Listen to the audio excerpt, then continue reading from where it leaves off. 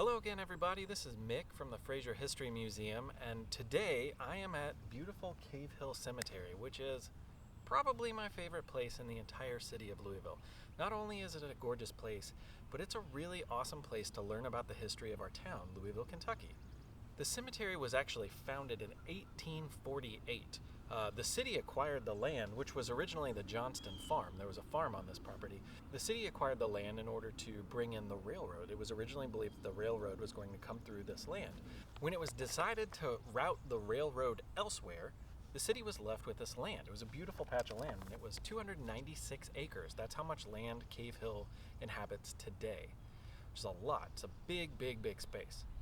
And at the time, cemeteries were generally family plots on property or also churchyard cemeteries. Now, that's not to say that public cemeteries weren't a thing, but they definitely didn't look like this. Cave Hill is a prime example of what was called the English Garden Cemetery. The idea with a English garden style cemetery is much like the way that Frederick Law Olmsted envisioned his parks. He did the park systems here in Louisville and is also very famous for Central Park in New York, among many, many other places. But the land was kept intact. They didn't level anything. What you have are paths and roads that swoop behind. You have hidden entrances, so you generally feel very removed from the city. And that's exactly what this was at the very beginning.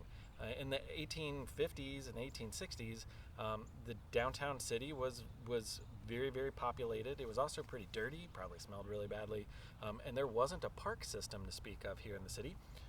This was the outskirts of town, and people would travel here to spend a day, and they would picnic or they would just enjoy the space, the beautiful nature, and that definitely is what this place still has to offer. I highly recommend you check it out. If you watched the St. Louis Cemetery video that I made a few weeks ago, Cave Hill is very much the same way in that in the 1860s, there was actually a Civil War fort here. It was called Fort Saunders, and there's basically no remnants of it at all today. Now, that being said, Cave Hill is home to a national cemetery. There are thousands of soldiers buried here, which is kept up, much like Arlington, by the federal government on one side of the cemetery. Most of those soldiers are from the Civil War, and there's some very notable people. In fact, Henry Clay, one of the most famous Kentuckians, has two grandsons who are buried side by side here at Cave Hill, one in blue and one in gray, which is very telling for the state of Kentucky. Anyway, we're going to take a quick jaunt around, and I'm going to show you a few of my favorite places and tell you a few favorite stories from people here buried in Cave Hill, which, again, is just such a great historical asset for the city of Louisville. Hope you enjoy, and here we go. Two of the most remarkable sisters from the city of Louisville are buried here in Section G of Cave Hill, which is pretty close to when you come in from the Broadway entrance. This is the grave for Patti Smith Hill, and just over there is her sister Mildred Hill. If you've watched any of our other videos, those names may sound familiar. They were remarkable women in a lot of ways. Mildred and Patti were pioneers in a lot of ways, music education, music history, but also kindergarten. Patti was one of the leading proponents of just the idea of kindergarten in the United States. And of course, they are most famous for writing the song Happy Birthday to You, which originally was Good Morning to All, and the words would evolve and change to suit any sort of circumstances, and eventually it was arrived at Happy Birthday to You. Now, this small grave nestled into the hillside that overlooks the lake, Cave Hill, is the final resting place of one of the tallest people in Louisville history. This is the grave of Jim Porter. He is, of course, very famous for his tavern in Shippingport, which is the community that no longer exists because it's now an atrophied island in the middle of the Ohio. Now it's run by, there's a site for the Corps of Engineers there. But Jim was a notable figure. In fact, when Charles Dickens came to the city of Louisville, he met Jim Porter and called him a lighthouse among lampposts because he was so tall.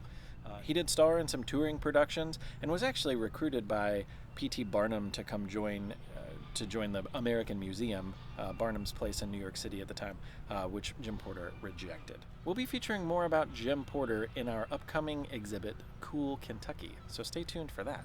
Underneath this pretty nondescript monument is actually one of the greatest sculptors to ever come from the city of Louisville. Her name was Enid Yandell.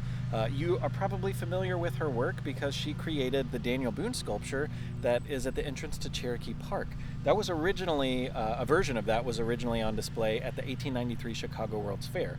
And she also famously made a gigantic Pallas Athena sculpture for the Nashville World's Fair as well. Her work is all over the eastern seaboard as well as here in Louisville. She's a fascinating figure and also a really interesting person in the suffrage movement. Magicians are famous for disappearing acts, but this guy probably had one of the greatest disappearing acts in history. Thomas Tobin was a chemist and a lecturer in England. He had an incredible resume, but he actually was the creator of a whole bunch of magic tricks during the 1800s, the late 1800s, when magic was a big thing. His tricks, his illusions, brought him some fame and fortune for sure. His most famous one was probably the Sphinx illusion, which this is actually a Sphinx in his honor. And the Sphinx illusion was basically, you've seen it before, it's a table, and on the table is a box, and you open up the box, and inside the box there's a head, and that head can talk and interact with you. And it blew people's mind. It was really, really epic.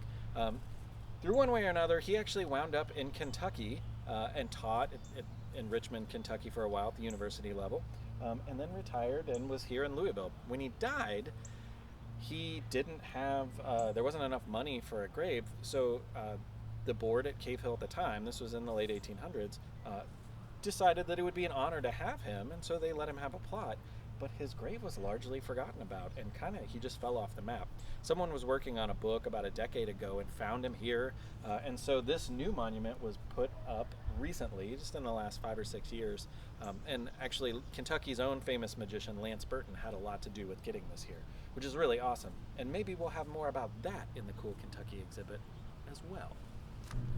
Though very small and somewhat unimposing compared to many of the other monuments here, this is probably my favorite story in the entire Cave Hill Cemetery. This is actually the grave for Antoine Biderman DuPont, who had a brother named Alfred, or Uncle Fred, and the two of them were originally from Delaware. Their family was the DuPont family that owned, their first start was a black powder factory in Delaware. And their father had been in charge of that. There were a number of fires under his watch, and so he was forced out, and they had to leave as well. So they relocated with family support to Louisville, and their first business venture, they had many business ventures here in Louisville, but their first big one was a paper factory, which was at 10th and Main, actually right next door to the Frazier. It's actually on the site of our friends Peerless Distilling now. And when they did, they were well aware of fires that happen in factories, so they were digging wells. You also need a lot of water to make paper, so they dug wells, and they had enough water for the most part, pretty close to the river as it would be, but they just needed more and more water. So somehow they got the idea to dig for what is known as an artesian well. And an artesian well is not filled up with groundwater. An artesian well happens when you dig deep enough and you tap an aquifer underwater, but you tap it at a low point, so there's pressure pushing down from other water. And they hit one. They actually dug over 2,000 feet deep, if you can believe it. 2,000 feet. This was the 1800s. And they dug and dug, and when they hit it, it sprayed sulfur water way up into the air, like crazy high into the air, stories high. Smelled really bad, and they realized it probably wasn't that great for paper, but they built a bathhouse around it and sold it. Sorry for the geese are being loud. You guys cool? It's one thing about Cave Hill, there's geese all over the place, so be careful. Anyway, they actually built a bathhouse around that and sold tickets. You could go pay whatever it was, a couple of quarter or something, and sit in this sulfur bathhouse. They even bottled it and sold it. Antoine kind of made fun of Alfred's infatuation with the project and wrote a letter to his mom and actually called it Ode to Monkey Jacket because it smelled so bad. At one point, they actually hired someone from Boston to get into like an iron suit, and they needed to make the hole bigger, or there was an iron pipe pipe that had become lodged in there. So somebody went down in there. It's a crazy story from the newspaper. I found it in the Courier Journal from the 1890s. Really, really, really crazy story to think of somebody going 2,000 feet deep at 10th and Main in Louisville, right into the ground. It's incredible. They are also very famous because their property, Antoine's in particular, would become Central Park. So they had a lot to do with the Southern Exposition, which Heather has a virtual Frazier video that will tell you about that. So his brother Fred is not buried here. He was actually smuggled out of the city under cover of darkness after a murder most foul. That's a fun story too, so I highly recommend checking that out. Or maybe we'll tell you about it some other time. Stay tuned, who knows?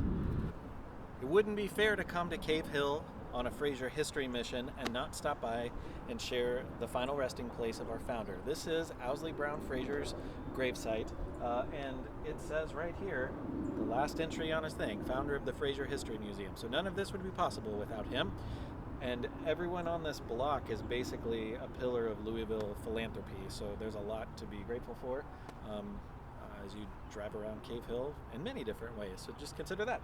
My name is Mick Sullivan. Thank you for watching. On behalf of the Frazier family, we look forward to seeing you again very soon.